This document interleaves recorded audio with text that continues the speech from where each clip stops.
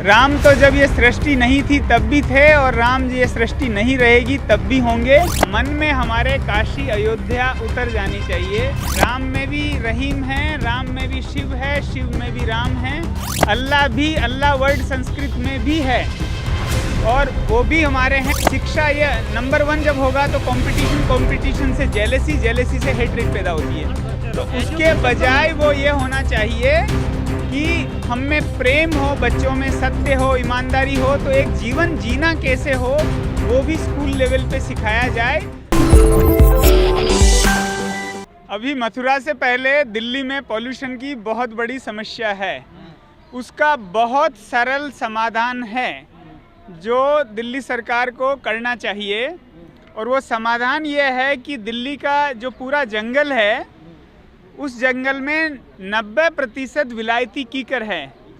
ये कीकर का पेड़ किसी और पेड़ को नीचे बड़ा नहीं होने देता है, लेकिन पीपल और उसकी प्रजातियां बड़ी हो सकती, जैसे पीपल है, बरगद है, पिलखन है।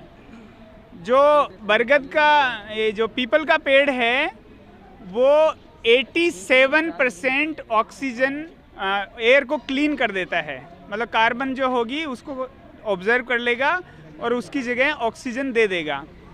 तो जो कीकर का पेड़ है वो 11% को करता है, 11 पॉइंट समथिंग। तो 11 × 88 मतलब 8 गुना आपका ऑक्सीजन जंगल का बढ़ जाएगा। एक बात तो ये। दूसरा, पीपल और जो कीकर है उसकी जो कनोपी होती है वो करीब 10 गुना का उसमें फ़र्क होता है। जैसे एक नॉर्मल जो साइज़ होता है कीकर के पेड़ का वो 2 से 5 मीटर तक, और जो पीपल का होता है वो 5 से 25 मीटर तक। तो उसमें भी जैसे कीकर में तो एक साइड मतलब एक शाखा इधर निकल गई, एक उधर निकल गई, इतना घना नहीं होता है। लेकिन जो कीकर होता है, जो पीपल होता है वो और भी घना होता है, तो 10 टाइम वो बढ़ जाता है। और ये तो सब चीज जानते हैं केजरीवाल जी। नहीं जानते हैं, इसीलिए तो नहीं हो रहा है। हमने ये लिख के भी दिया है। तो 10 × 8 आपका जंगल का जो साइज है, जो फ़ायदा है वो 80 गुना, 1 गुना नहीं, 2 गुना नहीं, 80 गुना बढ़ जाएगा। तो एक तो उस तरह से उसको फ़ायदा होगा। लेकिन सवाल इन्होंने ये पूछा था कि काशी अयोध्या जारी है, मथुरा की तैयारी, ये था ना मेन। काशी अयोध्या एक बात है, मन में हमारे काशी अयोध्या उतर जानी चाहिए।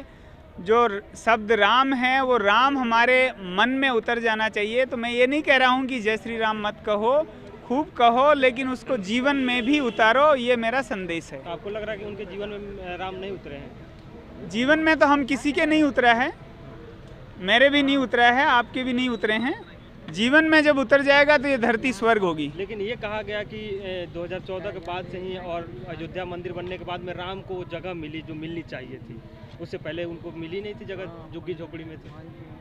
मंदिर तो बना है, इसमें कोई शंका नहीं है। और श्री राम एक टेंट में रहा करते थे और जो आक्रांता वहाँ मंदिर को तोड़कर मस्जिद बना दी, और उसकी जगह इस्लाम में एक विधान है कि आप मस्जिद कहीं भी बना सकते हो। तो उनकी पूजा का जो स्थान था वो जगह बदल के कहीं और हो गया, और जो श्री राम की भूमि थी वो हिंदू धर्म को मिल गई और वहाँ एक भव्य मंदिर बनने जा रहा है। तो ये तो अच्छी बात है। मेन बात ये है कि वो काम हो चुका है, अब मन में राम उतारें। राम तो घट-घट में है ना। राम घट-घट में है, लेकिन वो उतरना चाहिए, हम लेते नहीं हैं। कहाँ तक ले में 33 करोड़ देवी देवता है ना सर। वो सभी का एसेंस एक है। राम में भी रहीम है, राम में भी शिव है, शिव में भी राम है। वो सब में बसता है। राम बड़े या शिव बड़े?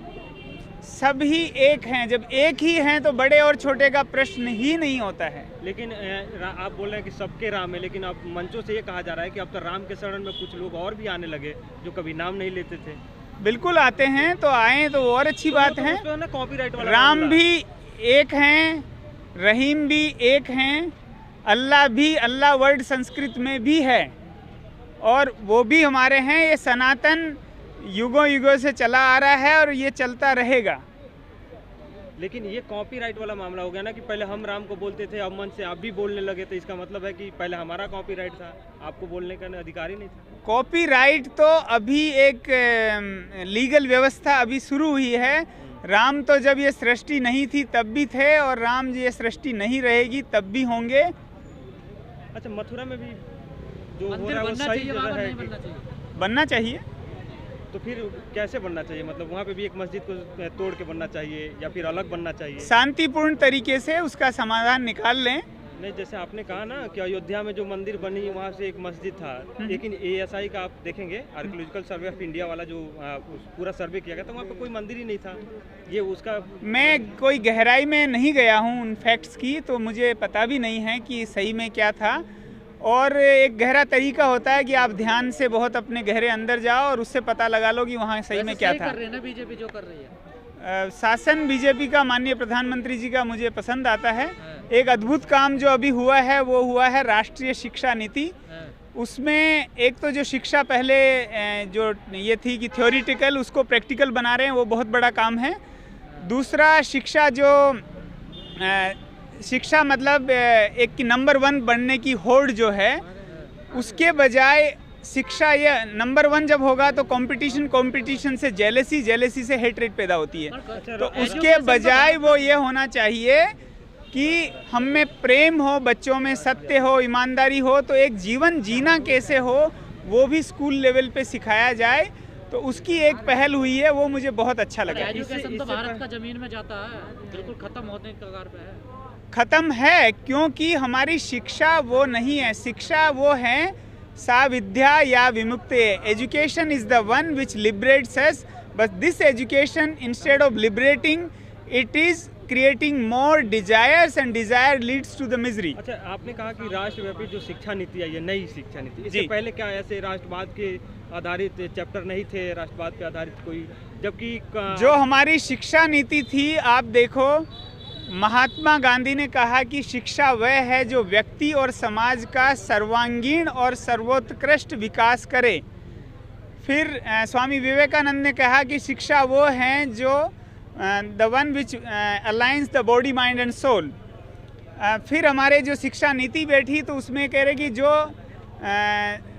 जिसका जो आर्थिक विकास पर वो आ गई। तो शिक्षा है कि हम अच्छे इंसान कैसे बने, हमें जीवन जीना कैसे आए।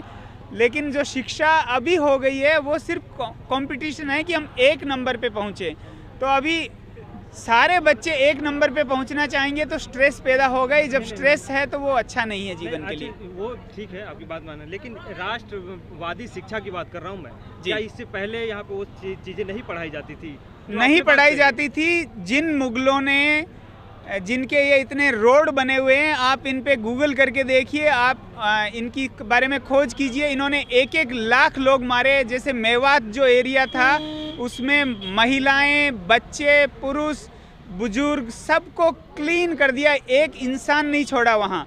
इस तरह से जिनको मारा गया, मीन इवन आप ले लो जो अकबर जो सबसे अच्छे माने जाते हैं मुस्लिम आक्रांताओं में, मुस्लिम जिन्होंने राज किया, उन्होंने भी 25,000 लोगों को बिल्कुल मारा था, उनमें महिलाएं भी थी। लेकिन अकबर के सैनिक जो सेना थी, हाँ, उसमें क्या एक समुदाय के लोग थे या दोनों समुदाय के लोग थे?